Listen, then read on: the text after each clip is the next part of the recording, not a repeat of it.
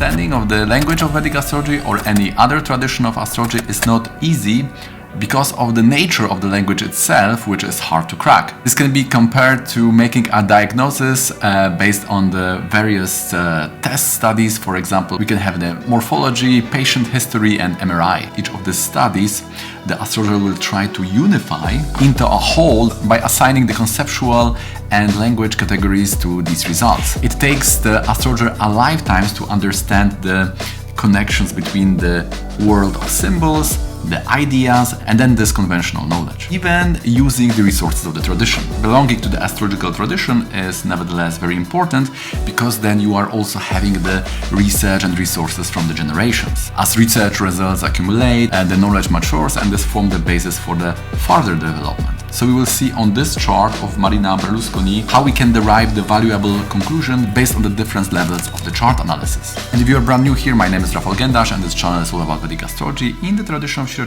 with the analytical research and example-based approach.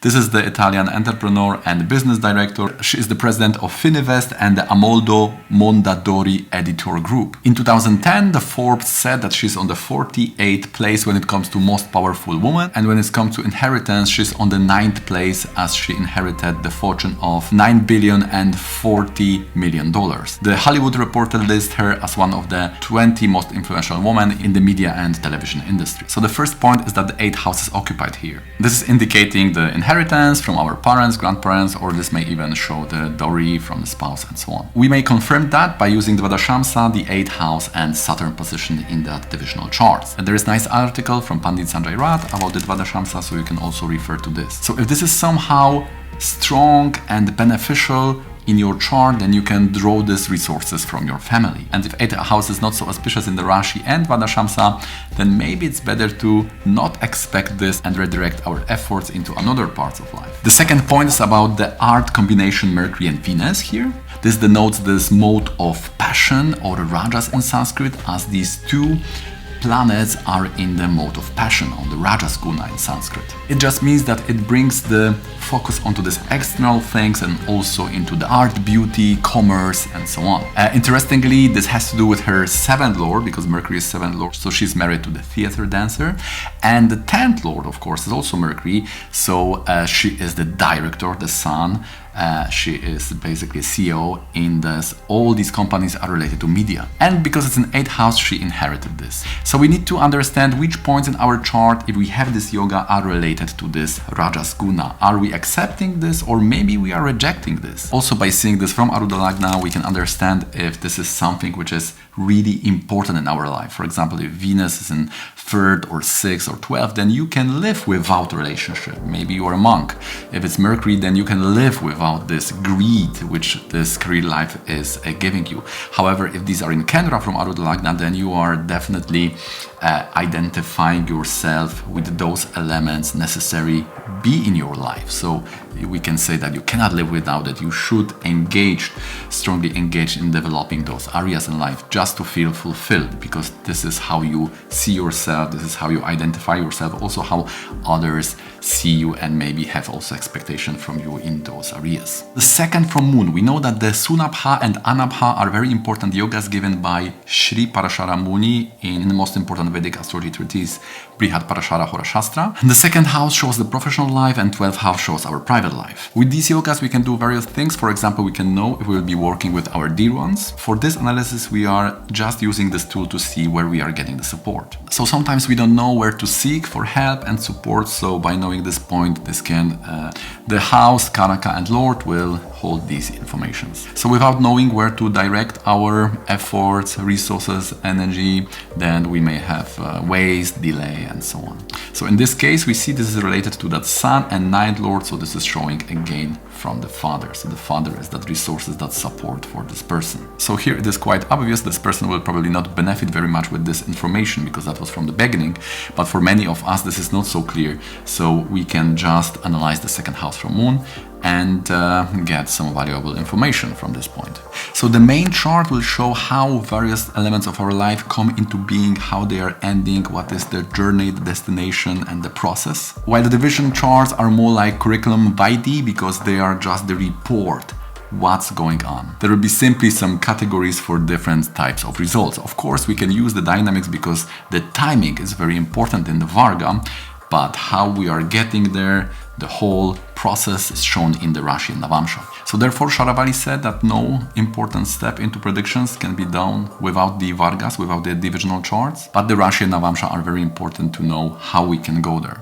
So having these two sets of information is very important to know the path and the outcome. So if Rashi shows the subjects and the Varga shows environment, we can also understand how the Western astrology has restricted the readings to psychological ones because there is no information about the environments, which are so elementary parts of life. Now the sixth point about the rectification of Navamsha using the Atmakaraka. We know that Atmakaraka is the planet with the highest degree and shows the king. Can use this similar to charts for Raja and Maharaja, so for something spiritual and also for our success. It's like the sun. Parashara and Jaimini Rishi, they have given so many shlokas regarding the Atmakaraka, especially in the Navamsha. One of them shows if the Atmakaraka is related to the Navamsha Lagna, then one is born into that influential family or that is the destination. So the analysis of Atmakaraka becomes very important in the Navamsha, and Atmakaraka in Navamsha is called in our tradition Karakamsha. Each house has a meaning from the Atmakaraka in the Navamsha, and we can use that also for timing very much. So based on this chart, we know that this person definitely was born into influential family. So I would like rather have Jupiter Atmakaraka in the Navamsha Lagna, so I'm adding 3 minutes and change the Navamsha Lagna to Gemini. Now the seventh point is about the Artha Kona in the Dashamsha, 2nd, 6th and 10, and we talk about the CAO, so the yoga for that is Moon and Venus. 2nd, 6th and 10th house in the Shamsa are showing what we are doing, what is our work in this environment. They are other levels which describe the place, sector and title, but sometimes we have these questions. I'm working in IT, should I go more into managerial roles or should I stay with this data analyst or web designer and so on? So if the Graha is not there in these points in the Shamsa, then these roles may be only temporary. So if you want to be successful, rectify your Dashamsa chart and check those houses before venturing into the lines of planets placed there or not placed in these 2nd, 6th and 10th. Now the 8 points returning to business, 7th house in the Shamsa chart. We can use that as this tells us about our partners. Sometimes this is our partner in work, like this can be a father, this can be partner, this can be our child. So this is another way to answer the question if I should work, for example, with my family, with my partner and so on. So the planets in the 7th house and aspecting it by Rasi Drishti will show all these people which could take the role of our partners. Maybe you just need to work on your own if you don't have any planets there, and that may be also the best options for your professional life. Now the last point about timing, she has 2 children, they come both in Jupiter period. 5th from Venus is Mars, and Mars is with Jupiter, so the Jupiter Antardasha is very accurate. So by knowing this rule, you can know when you can expect the children, and of course you have to confirm that with the chart of children, which is the Saptamsha or D7. Sometimes the pair is trying very hard without results, and then after some times without trying, the child are coming. So very often is that the dasha has just changed because the Jala, the Venus, the water has to bless for events like marriage or childbirth, and such events controlled by the Venus. If you like this video so far, please click the thumbs up.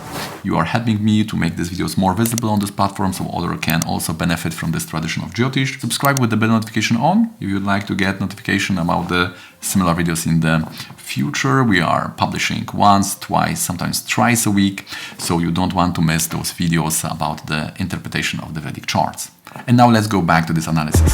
So we would say that this basics of this business analysis would consist of the 5 points. The business defining planets must be well placed in Navamsha and Dashamsa. The 7th must be stronger than 6 to be self-employed, rather to be employed. Atmakaraka related to Navamsha Lagna is bringing that inherited type of success. 2nd from the moon, like we said, is showing who is supporting us in life. And Aruda will show how we are growing up in the society, especially the focus will be 11th from the Aruda Lagna. When the planets there are exalted, debilitated or Atmakaraka, we can expect a big wealth. Also, we said that if 8th house is not so strong and positive in our chart, it's better to leave those expectations and redirect our efforts to other parts of our life. And by analyzing Mercury and Venus, you may know how important it is to have work life, to have private life, And if they are in 3rd, 6th, 12th, 9th, then they are not so important. And for some people, if the rest of the chart supports, we also said about 2nd from Moon, how to seek the help and support to not waste our energies in the business or work. Also, we have seen the 7th house in the Dashamsha to know which partners, which people we could expect to be our partners or at least supporters. And also we had small glimpse about the timing of the children and when we can expect such events. You can also see the previous video about Chrissy Teigen. We have the bigger explanation about this topic. By bringing the tools of choosing the name, the color, the direction, the target and the type of business, we then can be sure how to redirect our resources in the best way. If you'd like me to help you to analyze your chart, Rashi, Navamsha, Dashamsha, most important yogas, the timing, which planets are active now in your life in the context of the conventional areas like health, relationship and career life, just hit me up in the email below and we can schedule a consultation for you. So that's gonna be it from me. Thanks for watching till the end. If you have found any value in this video, please let me know by hitting the like button. Let me know in the comments which points resonate with you the most. Subscribe for more and see you in the next one.